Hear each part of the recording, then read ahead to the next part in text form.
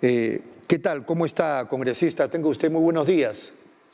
Buenos días amigos de UCI, a todo el Perú que nos está sintonizando. Un gusto poder estar con ustedes el día de hoy. Queríamos una impresión suya en principio sobre la segunda fase que estamos viviendo en este mes de junio y por supuesto, por lo tanto, digo, la reactivación económica que está desarrollando o realizando el país desde el mes pasado en que empezó la fase 1. Lo escuchamos, congresista.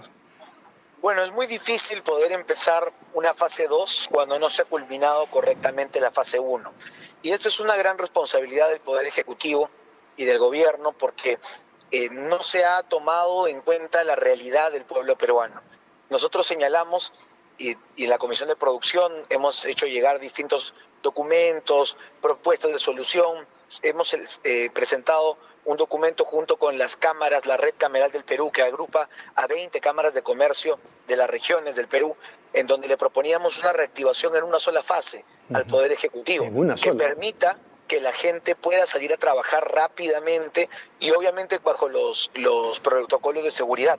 Lamentablemente, 80 días después, hemos visto que el Ejecutivo ya ha perdido también un poco de legitimidad a nivel de control social, a nivel de control público, y aunque la fase número 2 era también de reactivación progresiva, lo que vemos es que Lima y las principales ciudades ya se están tornando hacia la normalidad.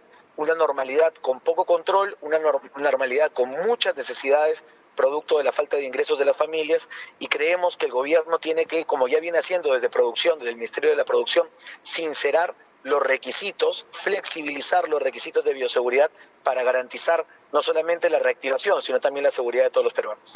Escuché hoy día que el gobierno está evaluando incluso que se acabe esa inmovilización total de los domingos. ¿Qué opina usted? Pienso que tiene que ser un trabajo coordinado. En lo personal no puedo hablar ni como la Comisión de Producción ni como Alianza para el Progreso porque este tema no ha estado en agenda, pero como congresista de la República y como ciudadano creo que la inmovilización de los domingos es hasta ciertos puntos productiva y podría más bien considerarse mantenerse, porque vivimos todavía en un espacio hasta el 30 de junio de emergencia nacional.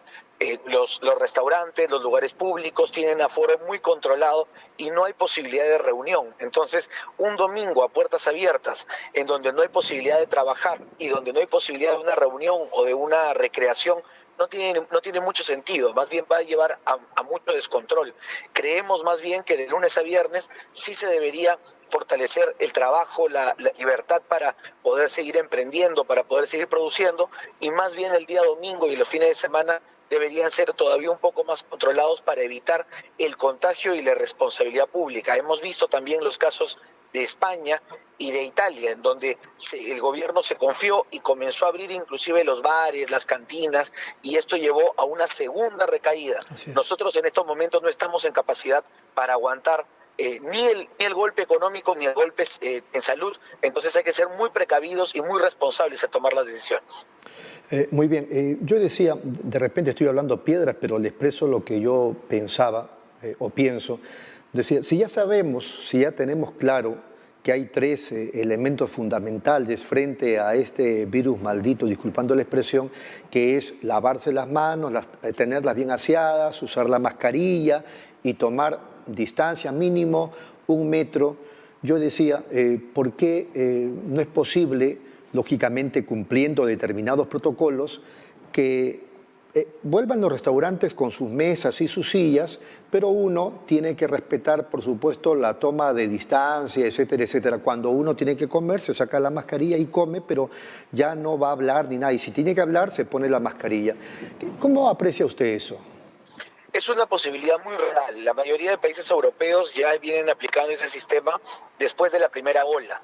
Esta situación podría restablecerse perfectamente en el Perú, controlando el aforo, la distancia social, manteniendo la higiene, y eso también evitaría el contagio vía delivery, porque uno de los grandes problemas que el día de hoy todavía no tenemos data exacta para poder determinar es cuántas familias sin salir de su casa, el caso más claro es el de la cantante Ana Karina Copelo, que sin salir de su casa, producto del delivery irresponsable, fue contagiada de COVID-19. Entonces, creo que aperturar los espacios de entrega en restaurantes en un primer momento, quizás este mismo mes, y el próximo mes aperturar los espacios de restaurante con distancia social, con aforo controlado y con todas las medidas de bioseguridad, es una medida real y creo que podría ser además una medida que el Ministerio de la Producción debería lanzar como anuncio lo más rápido posible para que tengamos un mes de preparación y de esta forma la mayoría de restaurantes podrían recuperarse. Recordemos que el sector servicios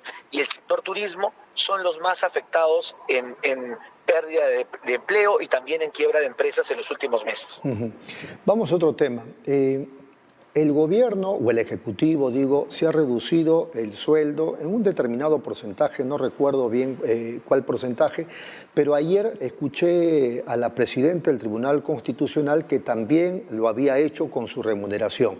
Lógicamente a título personal, me hubiera gustado que lo haga pues todo el Tribunal Constitucional, ya dirán si lo hacen o no los otros miembros.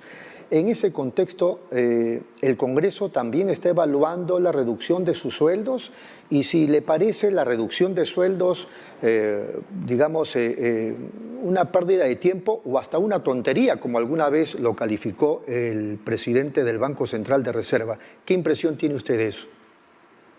La verdad es que la reducción de los sueldos llega bastante tarde.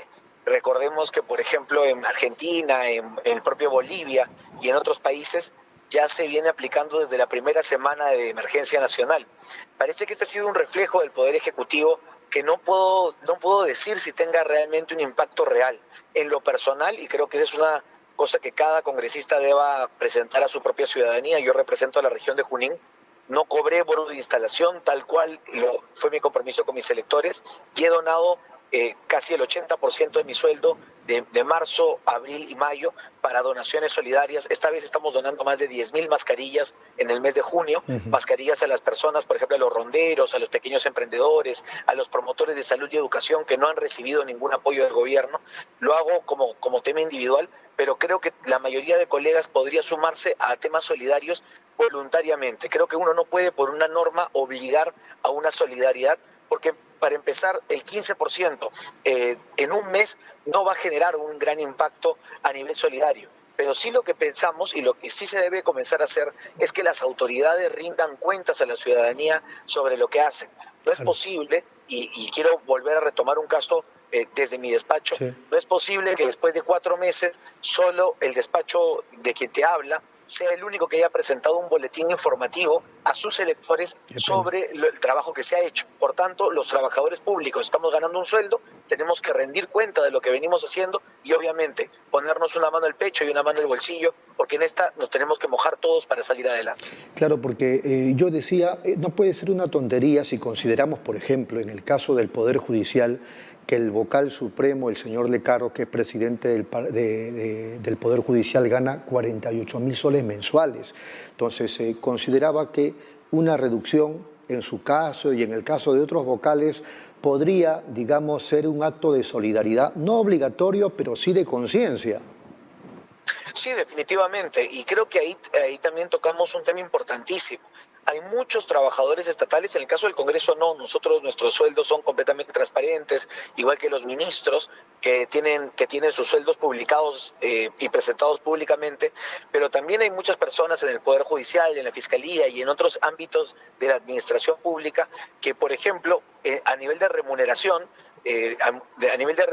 ganan un sueldo, pero a nivel de bonos por otro tipo de concepto ganan otros. Por tanto, este tipo de solidaridad vía ley solo aplicaría a remuneraciones. Entonces, no sería, como digo, tan impactante como si habríamos aplicado esto desde un primer momento y habríamos sincerado los sueldos del Estado. Hay gente claramente que está ganando más que el presidente de la República, mucho más que los parlamentarios, y que el día de hoy se escapa de este tipo de normas producto de los bonos o de las comisiones fuera de su sueldo, adicionales, no remunerativas, no pensionables, que bueno, todavía persisten en el Estado peruano. A propósito de esos temas, ¿qué le pareció a usted, congresista, ese informe de Cuarto Poder que habla, digamos, del despilfarro, voy a usar un término, que se da en el Congreso de la República con trabajadores, asesores y digamos, de diferentes instancias y resulta el Congreso como una agencia de empleos o como una beneficencia pública solamente para algunos. Eso es muy negativo, afecta a la imagen del Parlamento y creo que haría muy bien el presidente del Congreso, el señor Merino, explicar no solamente a la ciudadanía y a la prensa, sino también a sus colegas parlamentarios, como en mi caso, que venimos trabajando en la Comisión de Producción, por ejemplo, tiene tres asesores para ver los temas de pesca, de micro y pequeña empresa, de reactivación económica, y yo realmente veo trabajar a mis asesores, nos reunimos los fines de semana, nos reunimos fuera del horario de oficina, es decir, tenemos una sobrecarga laboral frente a lo que ocurre en la mesa directiva, que por otro lado vemos que han aumentado su cantidad de asesores. Son 46. Creo que el Perú y los mismos congresistas que estamos también trabajando y que no tenemos asesores adicionales ni ningún tipo de apoyo por parte de estos 46 asesores, merecemos una respuesta para poder aclarar las finanzas públicas. La plata de los peruanos siempre debe ser preservada y si no es preservada, debe sancionarse a la autoridad que hace mal uso de los recursos públicos. Qué bueno que piense así, congresista, y tiene usted razón, o sea, son 46 asesores para la mesa directiva distribuidos, como son 4, o sea, 3 vicepresidentes y el presidente que es Merino de Lama, son 11 y él tiene 13, total 46, que hace una suma en sueldos de 337.898 soles, que puede ser una cachetada para quienes necesitan en este momento, por ejemplo, camas UCI. Definitivamente, muchas de las regiones de nuestro Perú, inclusive la nuestra, la región Junín, es una catástrofe lo que se viene viviendo en el caso de las camas UCI, en el caso de los respiradores, en donde no están siendo bien asignados las plantas de oxígeno, que yo mismo le he reclamado al ministro de Salud. Son 80 millones que van a ser destinados para la situación de oxígeno del Perú, y se plantea la importación, la compra de balones, cuando en realidad se debería plantear que este dinero que tan necesariamente el día de hoy podría ser invertido en la salud de los peruanos, sea destinado a los respiradores, a las camas UCI y también a plantas de oxígeno propias del Ministerio de Salud para no depender de la importación y no depender de las grandes empresas que el día de hoy manejan de una forma monopólica el oxígeno de los peruanos. Usted mencionaba el trabajo que desarrollaba su bancada, Alianza para el Progreso, tengo entendido, y me acordé que en el programa Cuarto Poder mencionaban que, a diferencia de la época de Luz Salgado cuando era presidente del Congreso, ahora resulta que el total de asesores por bancada, el total es 101. Muy diferente a los 66 de antes. Y eso sin contabilizar, y ahí quería preguntarle a usted si eso es verdad, que cada congresista tiene 7 asesores, que en el desmenuzado serían 2 asesores, 2 técnicos, un auxiliar, una secretaria y un chofer. No, nosotros en los despachos por cada despacho tenemos un módulo de personal de 7 trabajadores, efectivamente, de los cuales 3 son asesores, un asesor principal, 2 asesores secundarios especializados en temas de legislación para poder elaborar las normas y analizar los proyectos de ley de los colegas o los proyectos de ley del Ejecutivo, y después de eso 2 auxiliares y 2 técnicos. Los técnicos, uno es secretaria y el otro es jefe de prensa, y a nivel de los auxiliares desarrollan labores de oficina. No se cuenta con un personal especializado, por ejemplo, de chofer de congresista o de seguridad de congresista. Ahora, aclárenos esto. Con este tema del trabajo virtual que están desarrollando en el Parlamento Nacional, no todos los trabajadores asisten a laborar, ¿verdad? Pero igual ganan su sueldo. Sí, esta es una situación que yo mismo desde el inicio le señalé a la mesa directiva, porque la contratación de personal ha venido casi de la mano con el proceso de juramentación que tuvimos, que fue en medio de la pandemia. En ese sentido, tenemos, y al menos en mi despacho hemos aplicado esa política de que informar a la ciudadanía cuál es la labor que está desempeñando cada trabajador a cada hora del día, porque no se le va a pagar a gente para que al final no esté trabajando. Así es. Esto es una decisión y esa es una crítica que yo hago a la mesa directiva y a la propia administración del Parlamento. Nosotros pedimos de que esto fuera público, que todos los asesores, que todos los técnicos, que todos los congresistas pudieran presentar su agenda diaria y poder de esta forma que haya una unidad de acción a nivel parlamentario. Lamentablemente el reglamento del Congreso hace que cada despacho sea autónomo, mientras que, por ejemplo, el despacho de quien te habla tiene un protocolo para bioseguridad del trabajo. Están yendo 1 o 2 personas de mi despacho cada día a activar el despacho, a recibir los materiales y todo. El resto trabaja en vía virtual, pero tenemos exactamente un monitoreo de lo que está haciendo y además se tiene un protocolo de bioseguridad. Lamentablemente esto es individual y cada congresista tendrá que responder a la prensa y a sus electores por lo que viene trabajando y cómo viene desempeñándose sus personal. Muy bien, congresista, ha sido muy amable, muchas gracias. Muchísimas gracias, hermanos de UCI, y a ti por esta entrevista. Dios los bendiga y a nombre de la Comisión de Producción, un fuerte abrazo especialmente a los emprendedores. No desfallezcan en esta tarea de reactivar el Perú y reactivar la economía. Dios los bendiga. Muchas gracias al congresista César Combina.